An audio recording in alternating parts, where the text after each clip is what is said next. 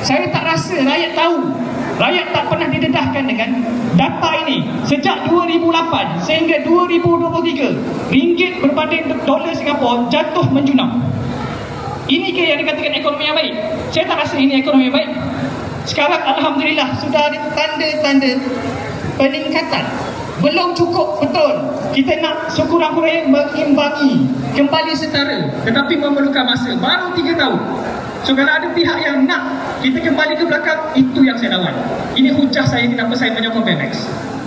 Baik, bukan nak kacau ataupun bakar, tapi adakah benda ni jatuh sebab zaman BN perintah? Okey, kita bermain fakta lah. Tahun 2008 sehingga tahun 2018 itu zaman BN. 2018 sehingga 2024 itu saya anggap sebagai ketidaktentuan politik di Malaysia. Tapi kenapa masih ramai masih support BN walaupun Sebab kita jatuh selama hampir 10 ke 15 tahun. Ini bukti. Benda ni lah yang ditakuti oleh orang-orang di sebelah sana. Sebab mereka tak boleh jawab benda ni. Jawab tak, adakah saya create? Bukan. You boleh check sekarang. Ini sumber saya. Live punya pergerakan. Jatuh selama 15 tahun. So saya berharapkan PMX boleh menguruskan ekonomi sehingga matuan kita menjadi semakin baik dan setara. Apa kesan kalau dolar Singapura terlalu tinggi berbanding kita, inflasi? Contoh, saya suka makan di Senibong. Minggu ni dah 3 kali saya makan dekat Senibong. Harga ni mahal. Makan apa? Senibong. Senibong tu apa?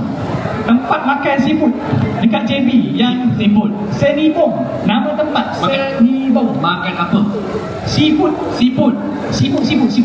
Makanan laut. Okey. Yang mana agak mahal. Kenapa mahal? Sebab peniaga boleh menaikkan harga sebab orang Singapura kuasa beli mereka tinggi. So kalau mereka menaikkan harga, still ada pembeli yang terkesan rakyat Johor. Sebab tu inflasi dekat Johor Bahru terutamanya agak tinggi. Kenapa? Sebab ini punca kenapa Johor Bahru mengalami inflasi lebih tinggi berbanding bandar lain di Johor. Sebab perbezaan currency. Untuk betulkan benda ni, salah satu caranya